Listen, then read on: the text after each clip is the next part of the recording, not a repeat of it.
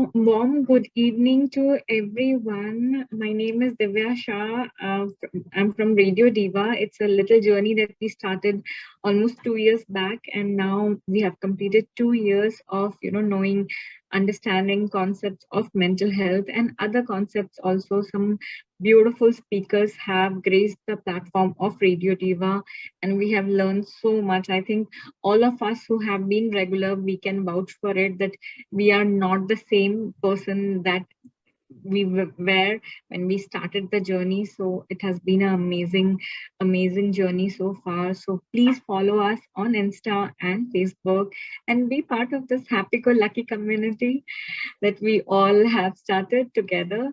So we have an amazing topic today, a wonderful topic, and it's a topic which needs a scientific take also. So how does we have I read this book, The Power of Now, and it said that every little cell of our body has information which can which can be written into like 600 books, 1000 books of 600 pages each. So our DNA carries so much of information. What is this information that our DNA carries? And what is so different about, and what do we carry forward from so many generations? How our ancestors affect us still? I think these are the questions we can definitely understand, and we have a beautiful speaker with us. She is somebody who has 25 years of spiritual counseling.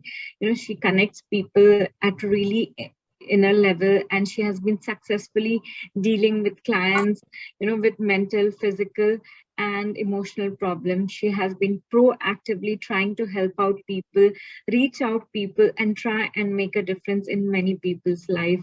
She has she is a PhD in electronics engineering and in management. And uh, anyone who hears this, it says ki, okay, what a different modality she comes from and what she has chosen. But she is someone who always believed in holistic development and how she can contribute to society and to community. I think this is one point at which me and Rina ma'am really gelled, and there's so much about her. She is into inner child healing. She is a master practitioner of Akashic reading and healing, basically, and she is into clinical hypnosis with respect of depression, anxiety, so many things. I mean, if I start reading, it's going to take another 5 minutes, so let me not waste time and let me not come between you and Rina ma'am. So Dr. Rina Gupta, thank you so much for always being there. It was a delight when we met last month, and I'm so happy that you are here with us. So thank you so much, and let's straight away delve into the topic. Yeah, thank you so much, Divya, for calling me. And it's wonderful, talking, and especially you are such a person with, I mean, from whom we can derive so much of inspiration. So it's really a pleasure to always talk on this group. Thank you so much. Thank you so much, Reena ma'am. You have been wonderful, and yeah, it's all yours, Reena ma'am. Let's take it forward.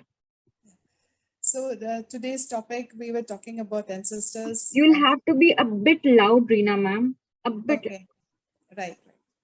So today's topic is basically on the ancestors, and most of the times, like we know who our ancestors are, right? Most like now also the ancestor veneration is going on. These 16 days have been given to the ancestors, particularly in the Hindu religion, and most of the veneration which takes place is based on religion.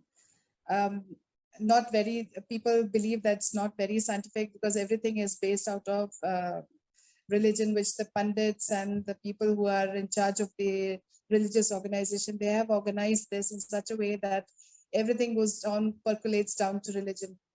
But it's not always like this. In fact, ancestors, the veneration of ancestors is very common throughout the world. All race, all belief systems, all type of cultural, everything to do with everyone on this earth is following some of the other ways to venerate the ancestors, to to give their respect and love, to show their respect and love to them, particularly to the ones who have passed away in the first generation or the second generation, whom they know, like the parents or the grandparents or even great grandparents. But apart from that, we are not aware of so many other ancestors which exist and because of whom we are here. So just to name a few of the ways in which people are believing in how ancestors, what are ancestors, who are ancestors, from where do they come, and why are we venerating them? Some of the just belief system, I just like to point out that. So these, like most of the belief systems around the globe says that these ancestors have got a different realm. They are coming from different realm, and they exist there. And from there, they've got some power to help us. They are the ones who keep our family traditions alive. They are the ones who have active participation in the life of the descendants. And also, they are the ones to whom we have to honor by offering some, by giving them some offerings. And if we don't honor them, then they will bring us some disaster. They will create some problems in our life. And also the ancestors, they serve as intermediaries. That means in between the creator and human beings who are on the earth. They act as intermediaries. So if we want to pass on some message to God, to the creator, we can pass it through our ancestors. This is one of the most popular belief system. And also that they are holding some power, especially after they leave their body, they hold some kind of power, and much more, they are much more powerful than us. And also they carry some of the characteristics and traits when they leave their bodies. They can help us heal, but at the same time, we also have to heal them. So these are uh, some of the themes, some of the belief systems which people are having throughout the world. And I think most of them, we connect with them, particularly in India, when we are venerating so much, we are doing so much of religious rituals and ceremonies and practices in order to appease or in order to pray for the ancestors. Apart from that, some religious groups, they have already put in that we should pray to them. Some of them say that these become small deities whom we should worship. Some of them say that, okay, some of the people who don't believe in religion, or they just believe in social system or social values, they say that we should venerate our ancestors because it cultivates kinship values within the family. Some of them believe that by taking care of the elderly people inside the families, that is one of the best way of appeasing or of helping the ancestor, or a way of remembering the ancestor, showing a respect and love to the ancestor by taking care of the elder people in the family. And this will show our family loyalty, and it will help in the continuity of the family lineage. So these are some of the like social, political, or we can say even the technological complexity, which many of the races, castes, belief systems, religion, all of them are practicing throughout the world. Now, we are all familiar with one kind of ancestor, that means the people who had come before us in our family lineage. But research says that there are actually 4 kinds. There may be many other, but there are at least 4 kinds of ancestors. The first being, let us discuss them one by one. The first being the familial ancestors. That means they are the ones in whose lineage we have taken birth, and they pass on all the genetic and cellular memories to us. So like mother, father, son, daughter, brother, sister, cousins, grandparents, aunts, uncle, second, third, fourth cousins, all these are people from the same family tree. So these are all the examples of familial ancestors, and whatever memories they had in during their lifetime, all these memories are shifted to us through either genetic or cellular memories. And the genetic memories, they contain not only the DNA, but of who we are as a part of the lineage, but also from where do we come.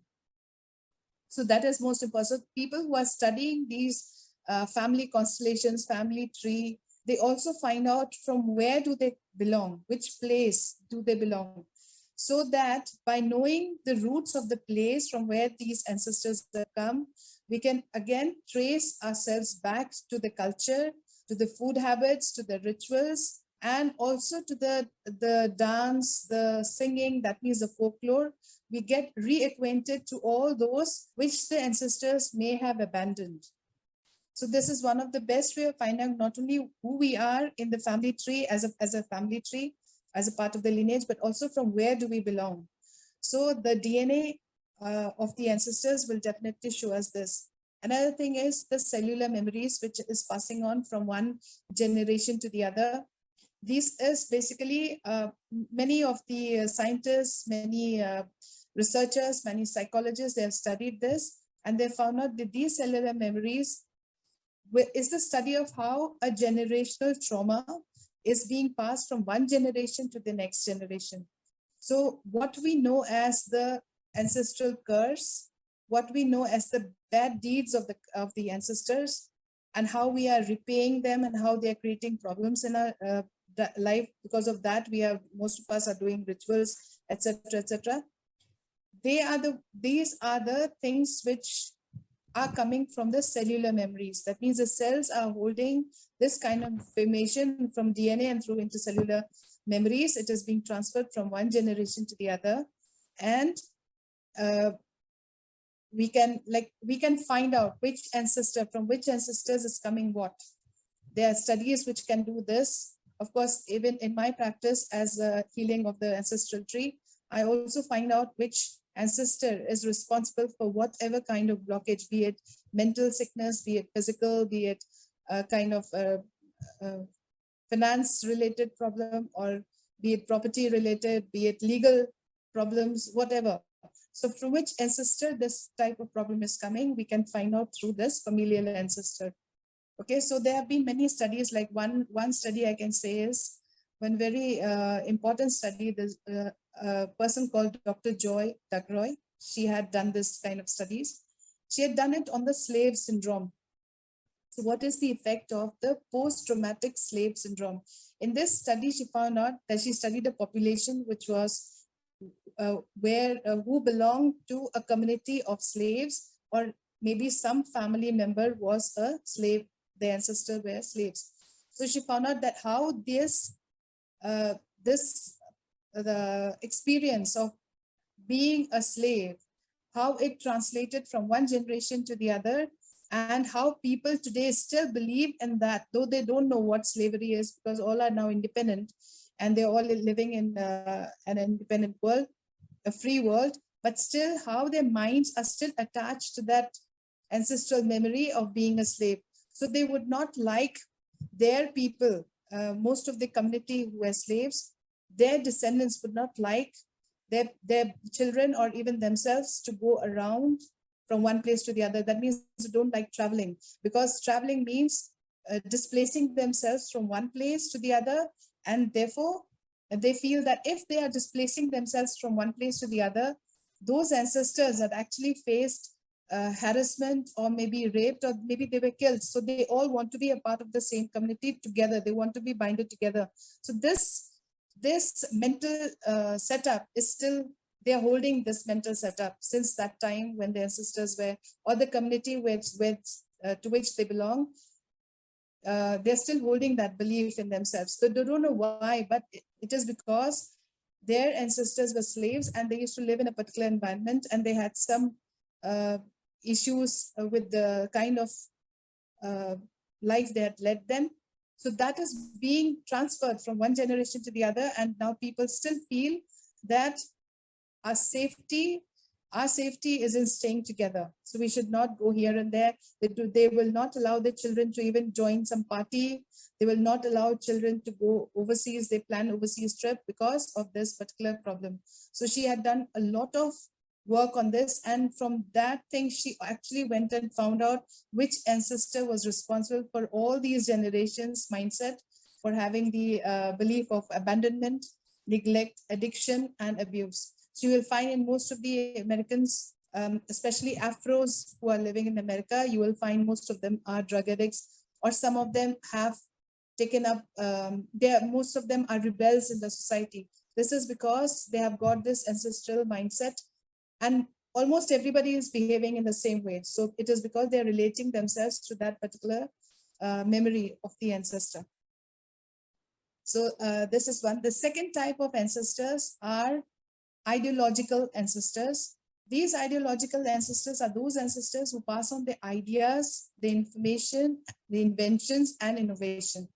So these are like, for example, someone who's very close to, not, I wouldn't say physically close to a singer, but he's a hard follower of that singer, or maybe some other author, some philosopher, some musician, or some religion thing. So these are like ideal for him, because he connects himself so much with that particular thought, with that particular person, or with that particular trade or particular skill, that his life is like wholly made out of that. So his whole transformation of his physical, apart from his family, all his belief systems are also coming from such type of ancestors who are whom he connects with. So if his being is being shaped by such kind in a very profound way, if it's being shaped by such kind of people whom he follows as an ideal, so that becomes an ideological ancestor. And he is also responsible in many ways for this person to behave in a certain way. So if he's following somebody who has got a lot of negative ideas, definitely his whole being is shaped around that, and his formation takes place in that way.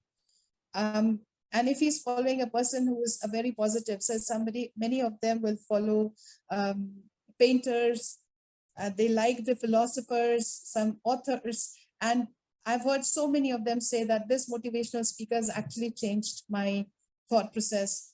Maybe that motivational speaker was again influenced by somebody else whom he read, whom he went to, or whom he saw maybe.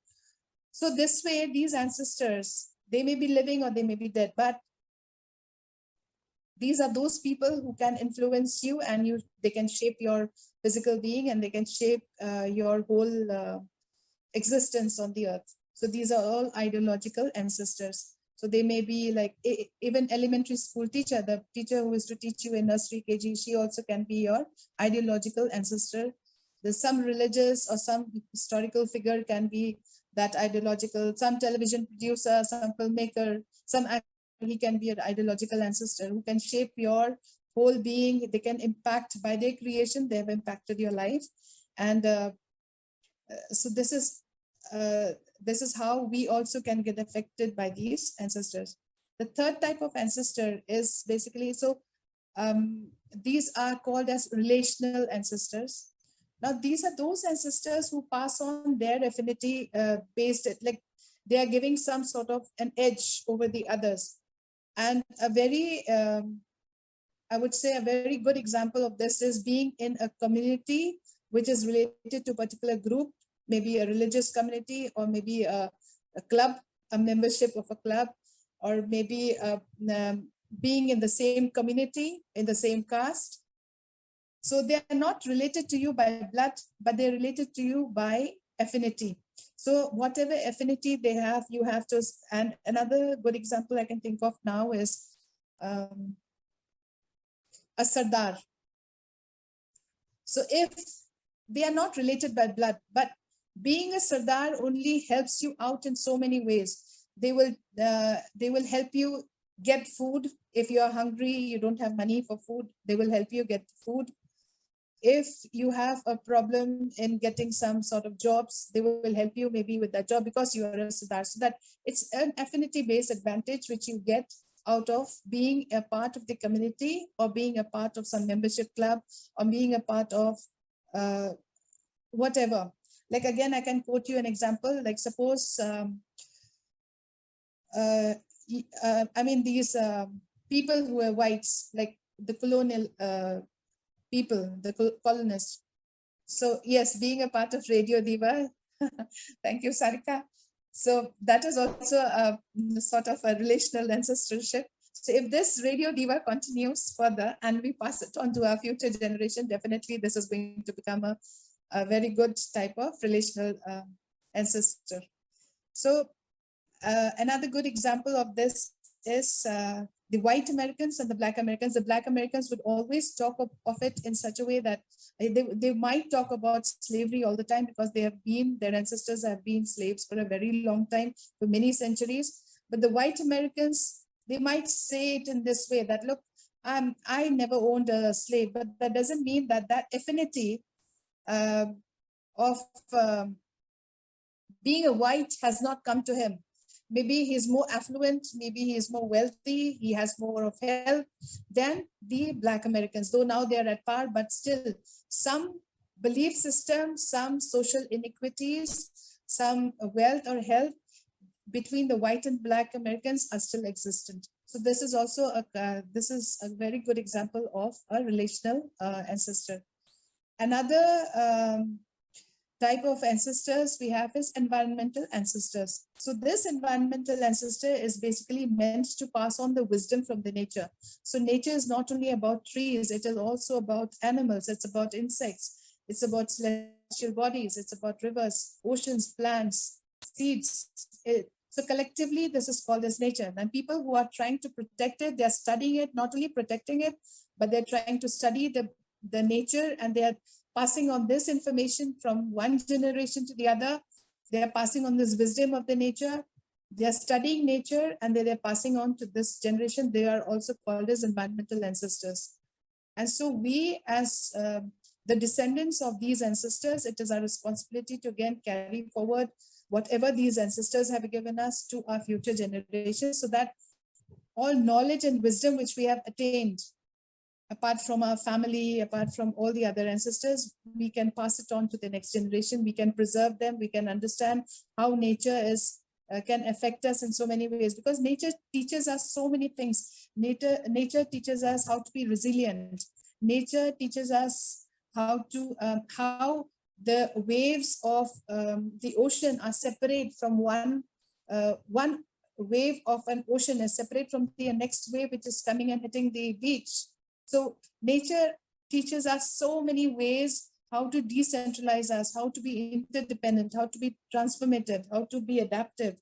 So they have taught us in so many ways, because like earlier during the colonialism and maybe the traders or the explorers who had come on from different parts of the world, they have used nature in such a way that they have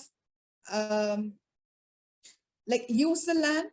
There was so much of bloodshed, there was so much of warfare. They used the land, they've conquered the land, they've used the land, and from there they have forced so many animals and plants and people to shift from one place to the other.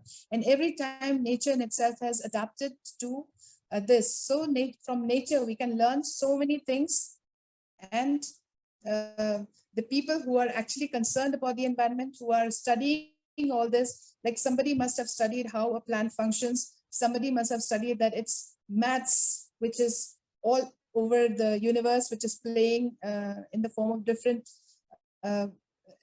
role in the universe. It's so important for us. Someone must have studied how celestial bodies are acting on us in the form of astronomy, in the form of astrology. All these are like our environmental ancestors. So these are all the ancestors which we have to actually take forward their legacy, which is good. And at the same time, we have to stop whatever bad or whatever things which are not congenial to us as a descendant.